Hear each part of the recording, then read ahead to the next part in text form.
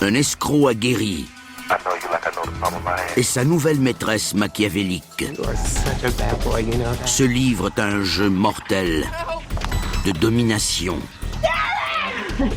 sur le sexe et l'appât du gain. Hey baby. Les apparences sont trompeuses dans cette alliance meurtrière.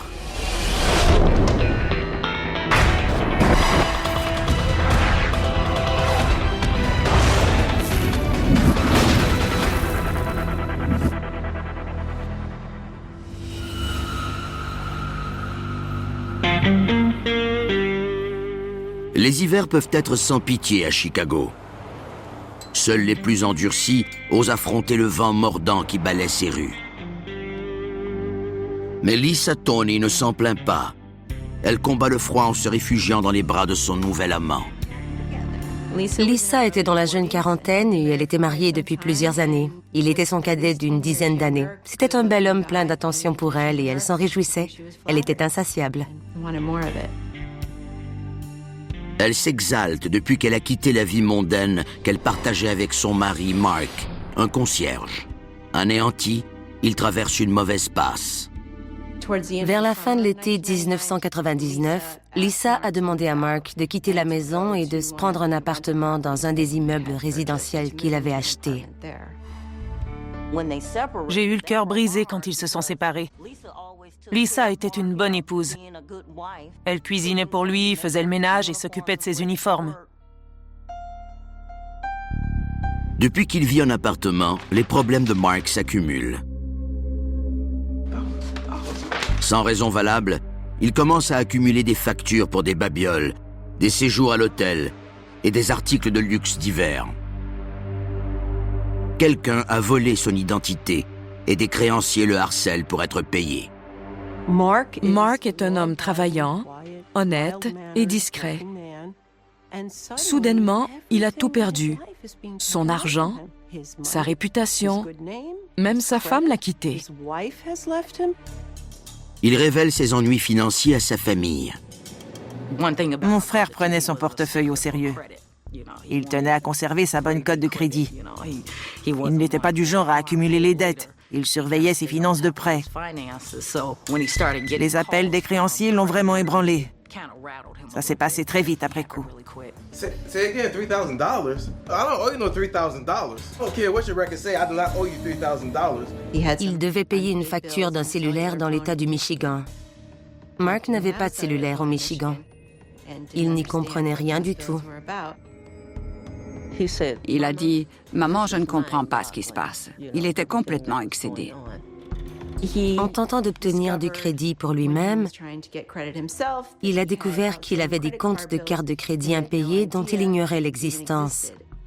La fraude s'élevait à $200 000. Il n'en revenait pas.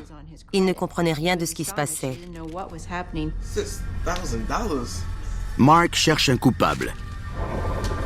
Alors il se tourne vers son ex-femme et son nouvel amant. Did you give my personal information away? What are you talking Did you about? give my personal information away to this guy you're seeing? I'm not seeing any guy. What is all this? What is This this? is stuff that I bought. With what? What money? You With don't have my any money. You don't I have have any my own money. stuff. Mark croyait que Lisa était responsable de l'usurpation de son identité et de la fraude dont il était victime. Mais Mark n'a aucune preuve et Lisa nie toutes ces accusations. Call that guy you can see him. I want to see him. Et il continue de la suspecter. C'est le jour de la Saint-Valentin de l'an 2000. Lisa offre le cadeau idéal à l'homme de ses rêves. Hey baby. Son corps.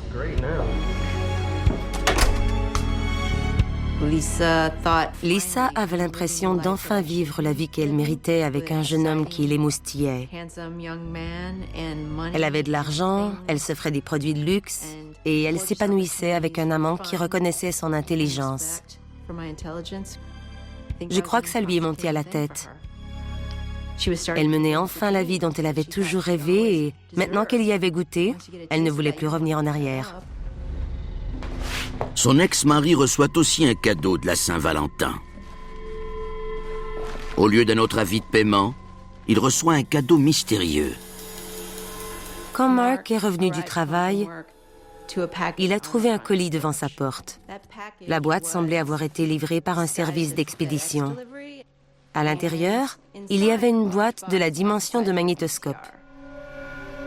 Il se demande s'il s'agit là d'une tentative de Lisa pour acheter la paix. Après tout, elle vient encore l'aider dans ses tâches ménagères à l'occasion. Et elle a même couché avec lui pour lui rappeler de bons souvenirs. Mark n'était pas prêt à tirer un trait sur son mariage. Et il demandait souvent à ses amis et à sa famille des conseils pour régler ses différends avec Lisa. Parfois, des couples mariés se séparent temporairement. Je crois qu'il espérait toujours revenir avec elle. Pourtant, ce n'est pas l'écriture de Lisa sur l'étiquette. Et Mark ne connaît pas l'adresse de l'expéditeur. Il se demande si quelqu'un ne serait pas en train de lui jouer un tour en le narguant avec un cadeau, simplement pour lui acheminer la facture par la suite. Mark pense donc que c'est encore une arnaque et que quelqu'un a acheté ça en son nom. Il est dégoûté et il n'ouvre pas le paquet. Le contenu de ce colis suspect l'inquiète sérieusement. Il était devenu paranoïaque. Je n'avais jamais vu mon frère dans un tel état. L'expéditeur savait où il habitait, mais il ne savait pas de qui il s'agissait. À bout de ressources, il va demander conseil au poste de police. Mais ça ne fait qu'aggraver son angoisse. Il a expliqué qu'on lui avait volé son identité et qu'il était victime de fraude. Le policier lui a appris que parfois, les criminels s'emballent et veulent montrer à leurs victimes ce dont ils sont capables en volant leur nom. We could take a report for it, but we can't keep this here. You're gonna have to take it home with you. C'est comme si personne ne voulait le croire. Il devait penser qu'il était en train de devenir fou. Tout ça se déroulait sous ses yeux et personne ne voulait l'écouter. Les craintes de Mark s'amplifient lorsqu'il commence à recevoir des messages téléphoniques l'incitant à ouvrir la boîte.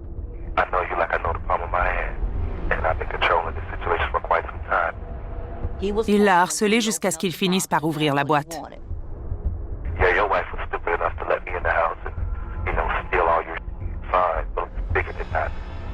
La voix menaçante se manifeste chaque jour.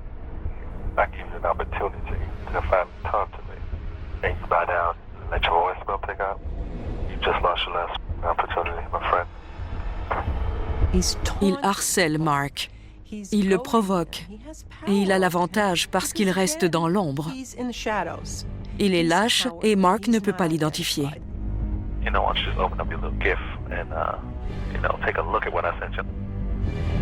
Ne sachant plus quoi faire, Mark invite son meilleur ami Alfonso Butler chez lui. Yo, man, what's that? Oh, man, VCR. Somebody loves you. Who sent that? I don't know. Probably Lisa. Mark nage toujours en plein mystère. Qui a pu envoyer cette boîte? Et qu'y a-t-il à l'intérieur? Man, she probably got a sex tape or something here, just to get on my nerves. Lisa is not gonna send you no sex tape. Let's open it. I'm opening it. Got it.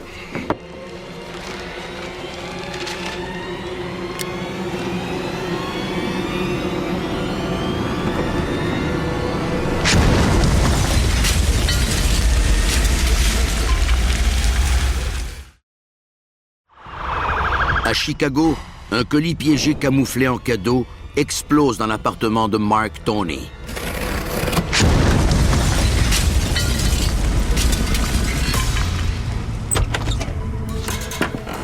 Même si l'explosion épargne son meilleur ami, Alfonso Butler en sort confus, assourdi et couvert de sang.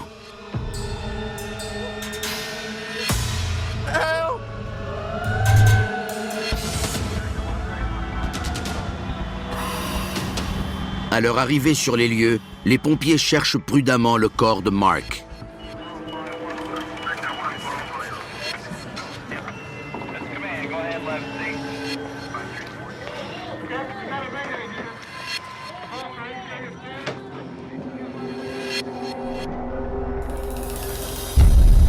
Ils le trouvent parsemé d'éclats de bombes. Mark est mort.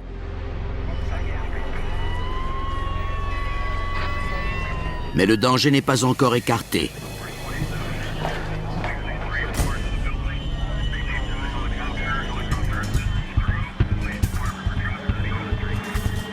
Le pompier m'a dit que c'était une bombe tuyau équipée d'une pile. Le spécialiste en explosifs Danny Maguire est appelé en renfort. Les vitres avaient tout éclaté. Il y avait encore de la fumée qui sortait de l'intérieur. La deuxième bombe pourrait exploser à tout moment. Alors Maguire prend une décision risquée. Il y avait un trou d'environ 60 cm dans le plancher devant l'entrée. La combinaison anti-bombe aurait nui à ma vision, et il y avait des débris partout. J'ai donc décidé de ne pas revêtir la combinaison.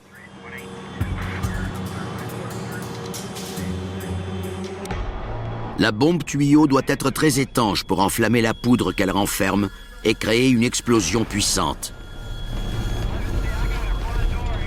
Pour la désamorcer, Maguire décide de faire sauter une de ses extrémités avec un outil spécial. S'il échoue, il pourrait y avoir une seconde explosion.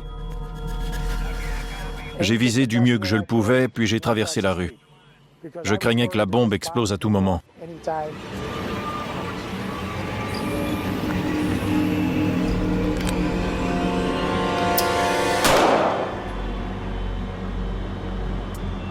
Dès que la bombe est neutralisée, les agents entrent récupérer le corps.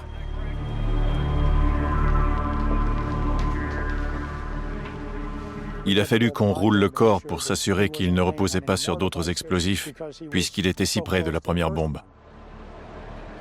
Il avait une blessure juste au-dessus du cœur et sur le côté gauche de la poitrine. La victime s'est trouvée dans la trajectoire directe de l'une des extrémités de la bombe et elle a été touchée à la poitrine.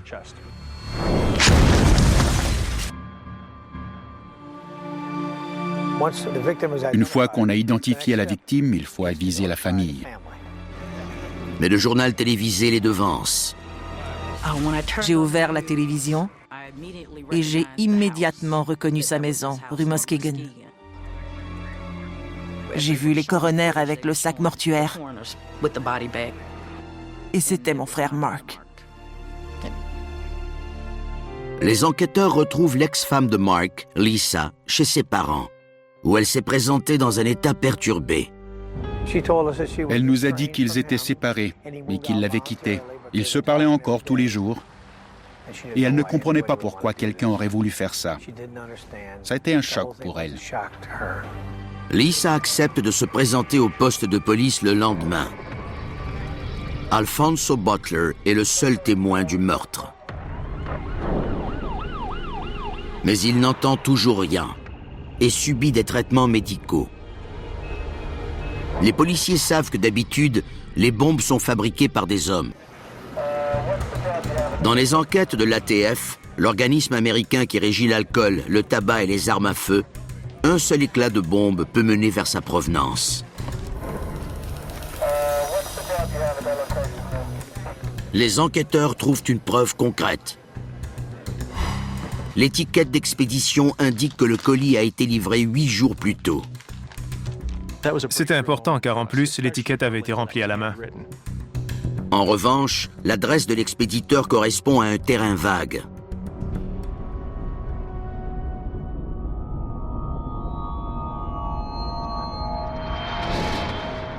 Le lendemain matin, Alfonso Butler, le survivant de l'explosion, commence à recouvrer l'ouïe. Je lui ai demandé s'il pouvait parler et il a dit que oui. Il m'a raconté ce qu'il faisait avec Mark Tony. Alfonso confirme les soupçons de Mark à propos de la boîte. Mais il ignore qui la lui a envoyée.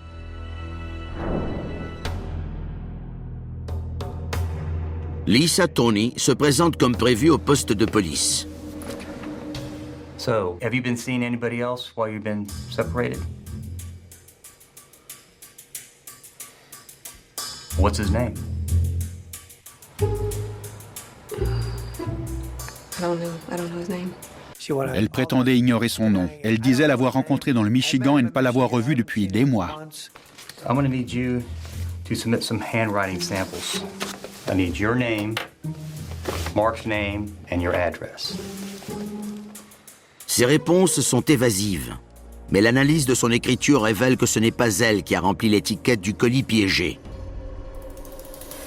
L'interrogatoire de Lisa durera 2 jours de plus. Les enquêteurs sont convaincus qu'elle cache quelque chose. Elle en savait peut-être plus qu'elle le disait. Ils optent pour une tactique plus percutante. This is a picture of your husband.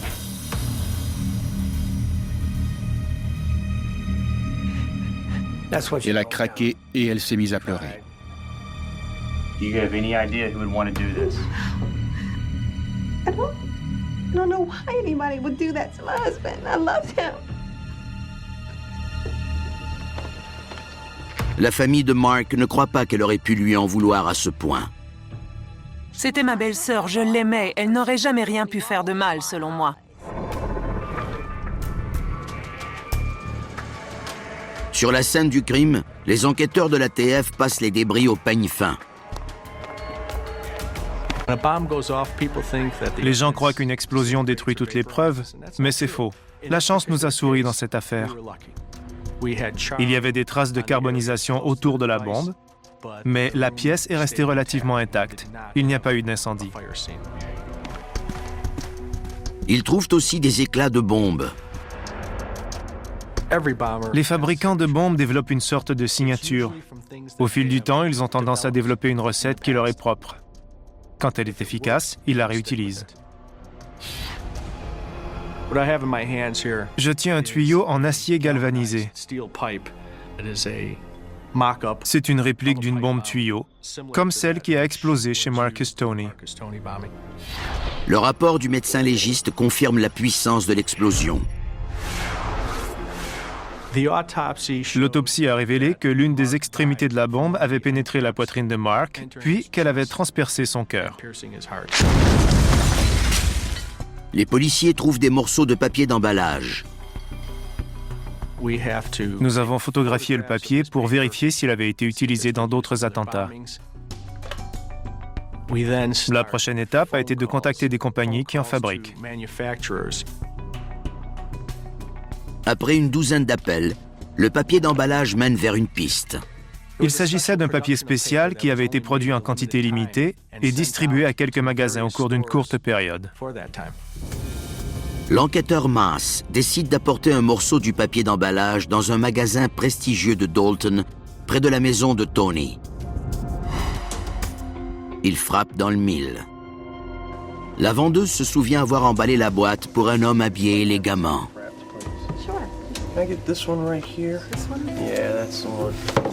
Elle se souvenait de lui parce qu'il était élégant. Il lui avait laissé un généreux pourboire. Les enquêteurs interrogent les voisins de Lisa pour établir son profil. Elle habitait une belle maison dans un beau quartier. Elle travaillait pour une compagnie de téléphone depuis 20 ans. C'était une superviseure intermédiaire. Elle était très intelligente et travaillante. Elle grimpait progressivement les échelons de l'entreprise.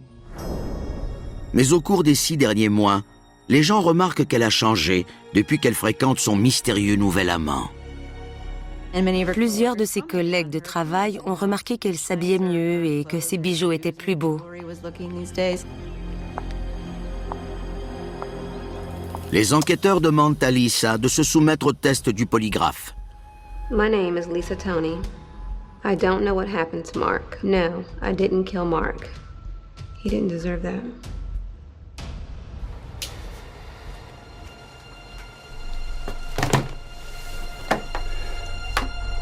You failed the polygraph test.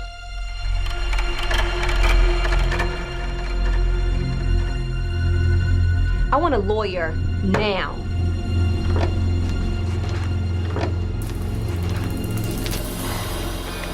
Les enquêteurs examinent le relevé téléphonique de Lisa dans l'espoir de retrouver son amant mystérieux. Et l'opération semble aboutir au résultat voulu. Lisa appelait régulièrement à Détroit, au Michigan.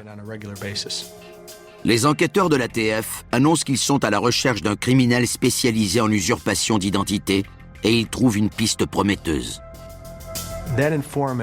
Un informateur a déclaré aux policiers de Détroit qu'il devrait rechercher un certain Cianky Lallemande.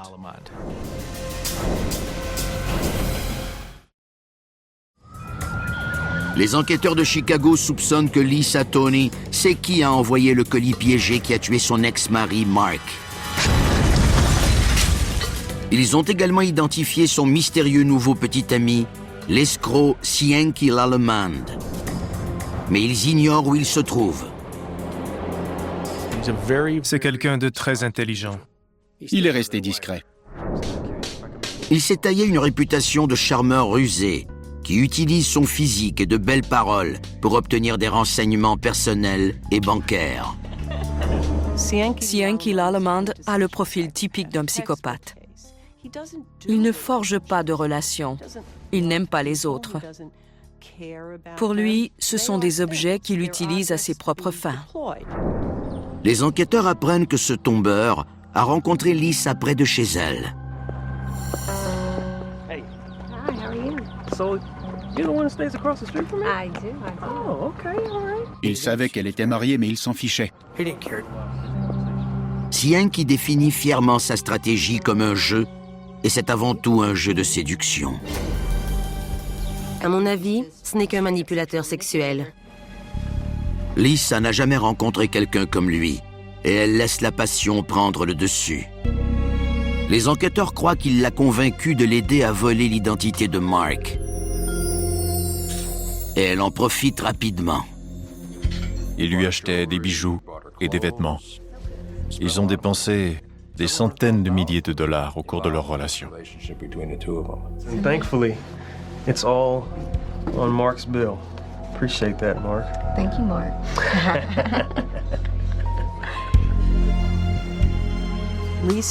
Lisa Tony s'épanouissait parce que c'était tout nouveau pour elle. C'était excitant et érotique. Elle avait un beau jeune homme pour elle, de magnifiques voitures, des bijoux.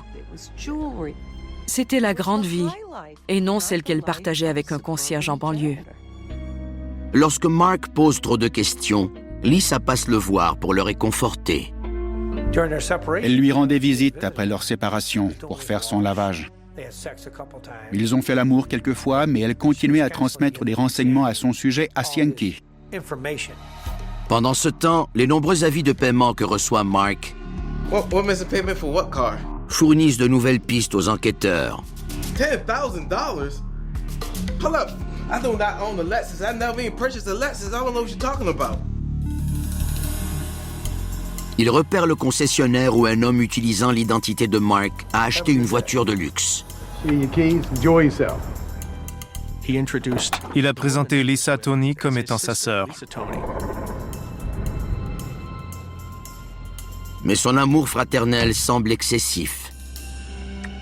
Le vendeur se souvient les avoir vus s'embrasser. Lorsque Mark découvre que Lisa a une nouvelle Lexus en plus de sa Mercedes, il se rue vers son ancienne maison. Yeah, this is it. Can you believe this? It's brand new. Look.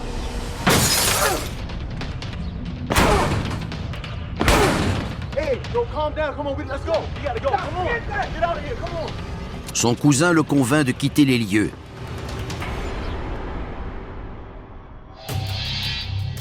Alors que les policiers et les enquêteurs fouillent dans le passé de Cianky, ils apprennent qu'il est le fils d'un joueur de l'équipe olympique de soccer d'Haïti. Et malgré son décrochage scolaire, il continuera de développer ses techniques de manipulation.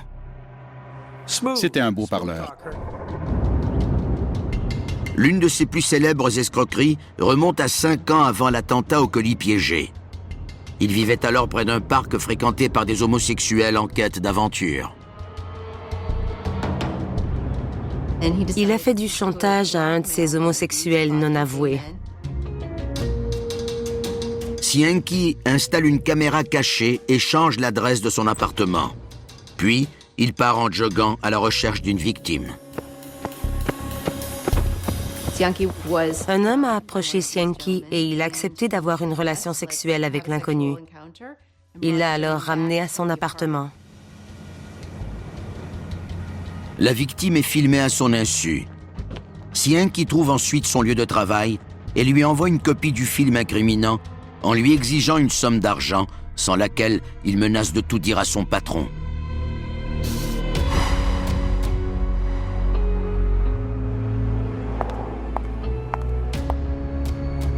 Quand il ne reçoit aucune réponse de sa proie, Sienki s'en prend à sa famille en déposant une copie de la vidéo chez lui pour bouleverser sa femme.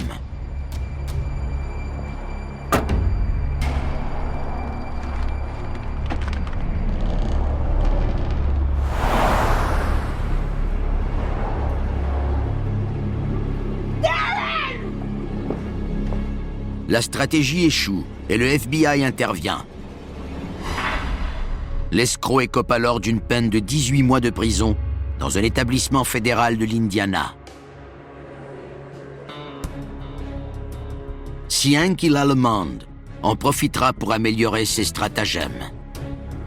Il a rencontré un détenu qui lui a montré comment usurper l'identité de quelqu'un d'autre, comment voler et profiter de son dossier de crédit, puis comment garder l'accès à son crédit. Après avoir purgé sa peine, Sienki part à la recherche de nouvelles victimes et il jette son dévolu sur Lisa Tony.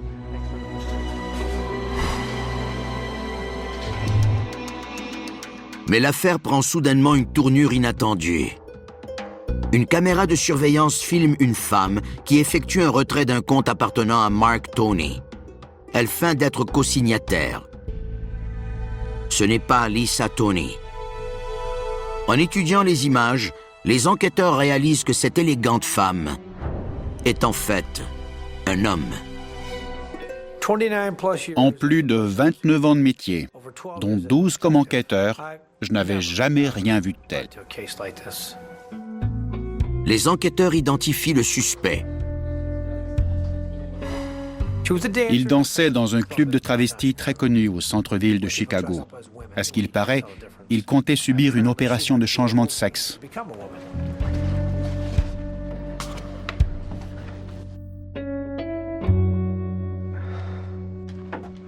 Sherry? Yes. Do you know a Sinky Lollyman? Yes, I know Sinky. He's a friend of mine. What's he done? Il a avoué qu'il le connaissait, mais sans plus. Le travesti réalise vite que les policiers voient clair dans son petit jeu et admet que Sienki l'a persuadé d'aller à la banque. He said it would be fine, that we wouldn't get in any trouble. Il lui a promis que ce serait facile.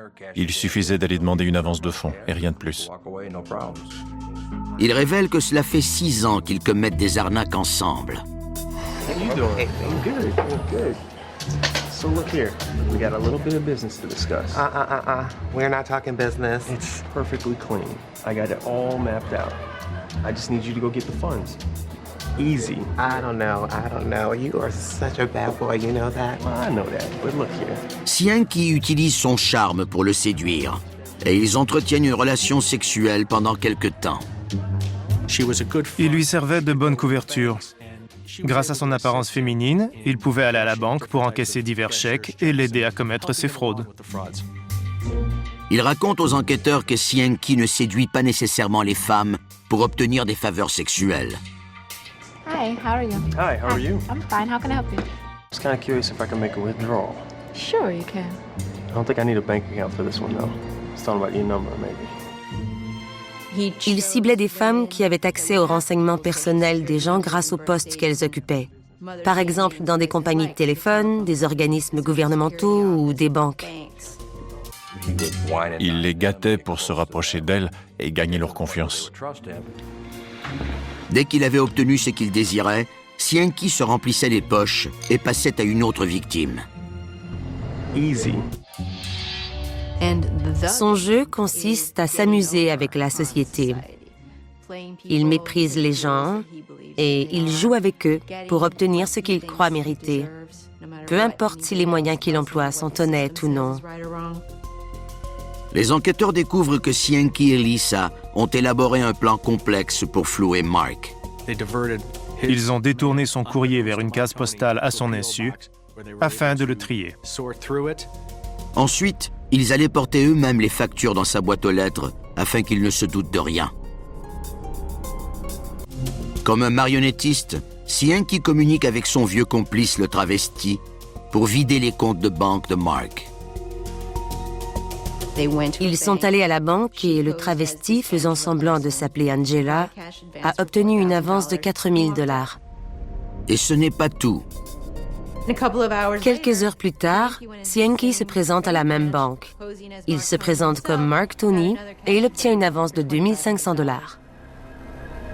Dans un chic hôtel du centre-ville, les tourtereaux célèbrent leur réussite, sachant que le mari de Lisa paiera très cher leurs ébats nocturnes. L'appât du gain et l'extravagance sont au cœur de cette relation. Yeah, but we got this credit card thing is going so well. I mean... But I cannot be with you 100% when he's around. Mark est de plus en plus convaincu que ce sont eux qui ont volé son identité. Et s'ils n'y mettent pas un terme, il les dénoncera. Il a menacé de dénoncer Lisa à ses patrons. Ça aurait compromis sa carrière. I mean, I can't spend all my time with you when he's still around. Son élimination pourrait s'avérer profitable. Lisa révèle que Mark a souscrit une assurance vie de $200 000, dont elle est la seule bénéficiaire. We need to kill him. Okay. We'll be so happy together.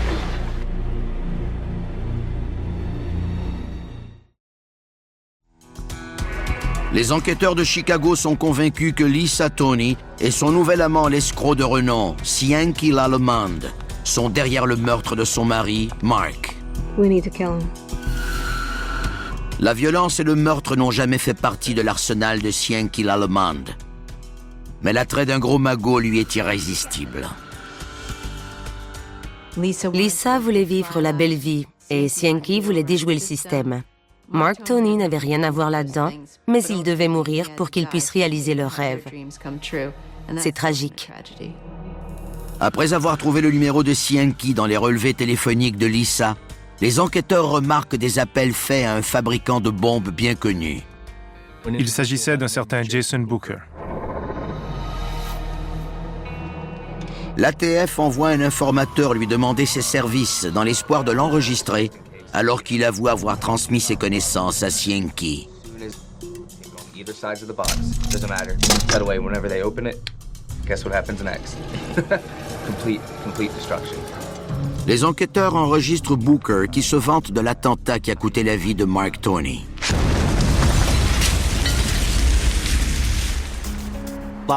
Lallemande éloigne Lisa en l'envoyant dans un hôtel. Puis, il se rend chez elle pour fabriquer la bombe sans être dérangé.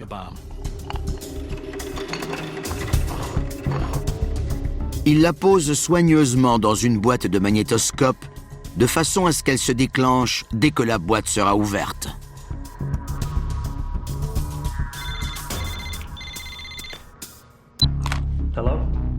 Mais des appels incriminants confirment que Lisa suit les progrès de son nouvel amant. La majorité des preuves que nous avons contre elle a été recueillie durant des moments charnières de leur opération, parce qu'elle lui parlait au téléphone. Cienki ajoute la touche finale dans un grand magasin. La vendeuse identifie le principal suspect à l'aide d'une photo. La boîte est livrée pendant que Mark est au travail. Les enquêteurs comparent l'écriture sur l'étiquette d'expédition à celle de Lallemande. Elles sont identiques. Mais un imprévu survient. Mark refuse d'ouvrir la boîte. Les enquêteurs découvrent que Mark avait conservé les messages de menace.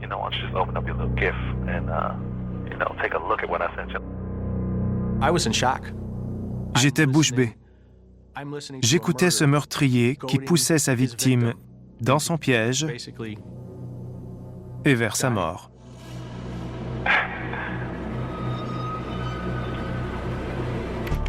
Les appels sont comparés au relevé téléphonique de Lisa. On a constaté qu'elle avait parlé avec Lallemand juste avant et après les messages téléphoniques. 2 semaines après l'explosion, un mandat d'arrêt pour Cienki Lallemand est lancé. Mais il y a un problème. Il était introuvable.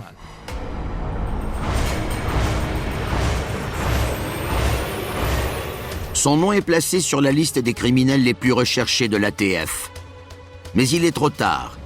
Il a délaissé Lisa et elle encaisse les contre-coups. Cienki a quitté le pays. Dans l'anonymat le plus complet, il se la coule douce en Jamaïque et il est déjà à la recherche d'une nouvelle marionnette à manipuler. Il trouve sa nouvelle proie sur un site web de rencontre. Il aimait ce qu'il voyait et il lui a envoyé un message. Il l'a courtisée en lui demandant de venir le rejoindre en Jamaïque. Il lui a envoyé une photo et le tour était joué.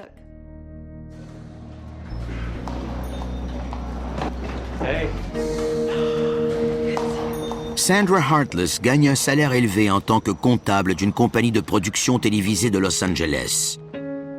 Elle peut dépenser sans compter. Elle était énergique et elle cherchait l'amour. Elle était exubérante et très allumée sur le plan sexuel. C'était du bonbon pour Cienki. Wow. So when we get upstairs, huh? Okay, that's fine.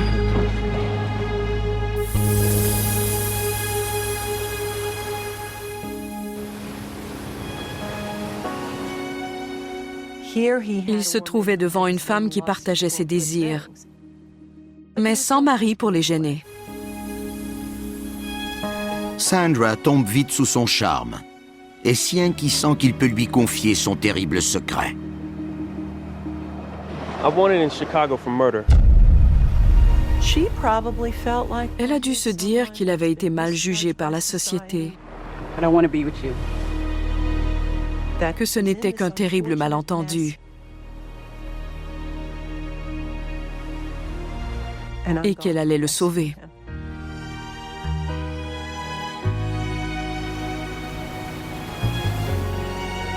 Après 4 nuits torrides, Sandra retourne à Los Angeles. Pour elle, cette aventure n'est pas terminée. Elle paie à son nouvel étalon un aller simple pour Los Angeles. C'était avant les attentats du 11 septembre. Alors c'était plus facile d'entrer aux États-Unis. Il a obtenu tous les papiers nécessaires pour rentrer au pays depuis la Jamaïque. En Californie, Cienki s'installe chez Sandra et vit à ses crochets. Toutefois, il veut s'assurer que son passé ne reviendra pas le hanter. Elle lui a dit qu'elle avait des contacts et qu'elle lui paierait une chirurgie plastique pour transformer son visage afin qu'ils puissent vivre ensemble sans danger. Mais en découvrant son visage, l'imposteur professionnel risque d'avoir une vilaine surprise. 2 mois après avoir envoyé un colis piégé, Cienki Lallemand se cache de la police chez sa nouvelle petite amie à Los Angeles.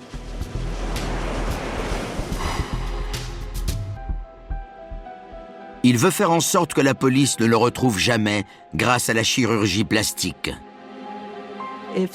Avec un nouveau visage, Cienki pouvait commencer une nouvelle vie à l'insu de la police. Il aurait la chance de trouver de nouvelles victimes et d'organiser des arnaques encore plus ambitieuses. Mais l'homme qui se fie à son physique est confronté à un problème hideux. What did they do to my face? Fine, honey. No, it's not fine. It is. Why are my cheeks sagging like this? It's just swelling. It'll go down, really. Swelling is not supposed to look like this. Son nouveau visage a coûté plus de $8 000 à sa petite amie. No, this is all wrong. This is all wrong. Mais ce n'est pas assez pour berner les policiers. On peut surveiller les gens et mettre leur téléphone sur écoute dans l'espoir qu'ils tentent de joindre des amis ou d'obtenir de l'aide. Les enquêteurs décident de passer à l'action. Le jeune Jason Booker, 21 ans, qui a montré à Lallemand comment fabriquer une bombe, est arrêté au Michigan. On lui a démontré qu'on pouvait prouver, hors de tout doute raisonnable, qu'il avait participé à la fabrication de la bombe. Presque aussitôt, Booker a accepté de collaborer.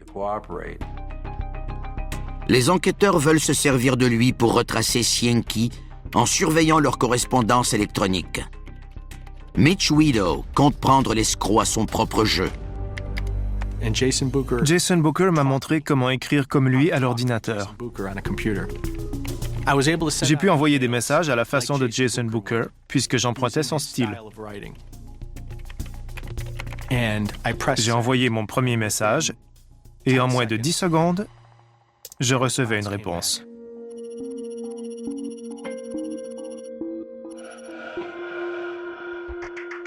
Cienki mord à l'hameçon. On a pu repérer la ligne téléphonique d'où venait le message à Los Angeles, en Californie. C'est la maison où habite l'escroc et sa nouvelle petite amie. Elle est placée sous surveillance. Mais le nouveau visage de Cienki Lallement sème la confusion. Il ressemblait à notre suspect, mais pas tout à fait. Il avait le même gabarit, mais son visage n'était pas exactement pareil à celui sur les affiches. J'ai dit, arrêtons-le et on verra après.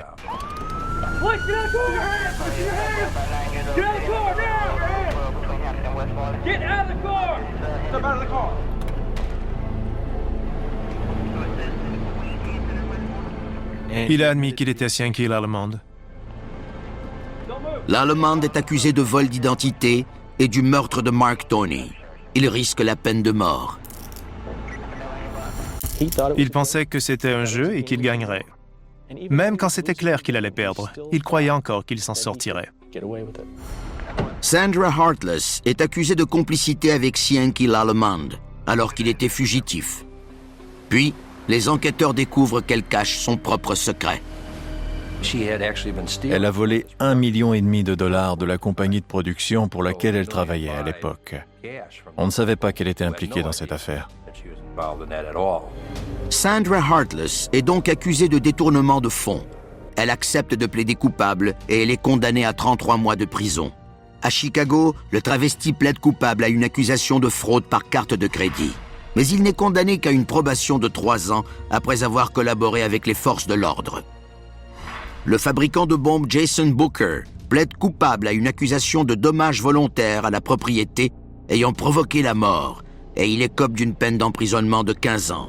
Cienki Lallement réalise alors qu'il est coincé et accepte une entente.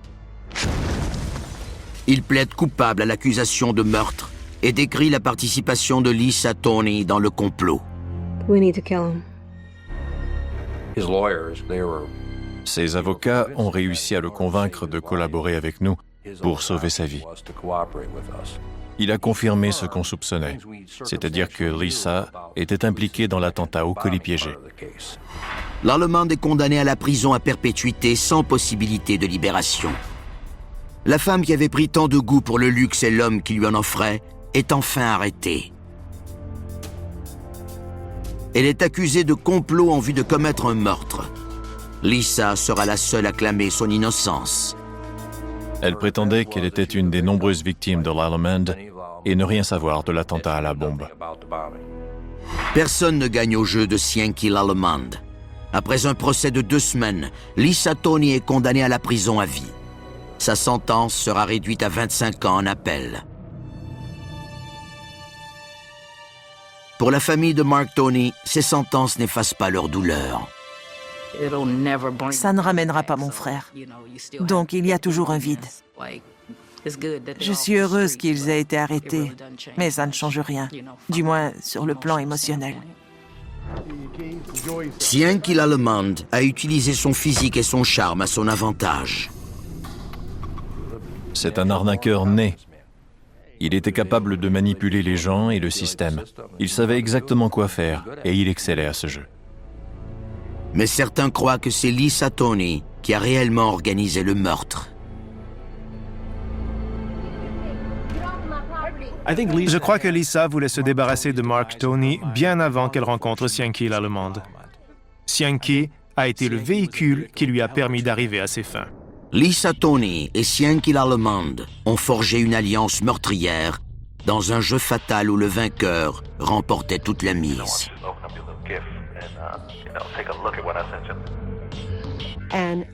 Ils se nourrissaient l'un de l'autre. Et au bout du compte, elle l'a poussé à éliminer son mari, afin qu'elle puisse tout avoir. C'est une véritable alliance meurtrière.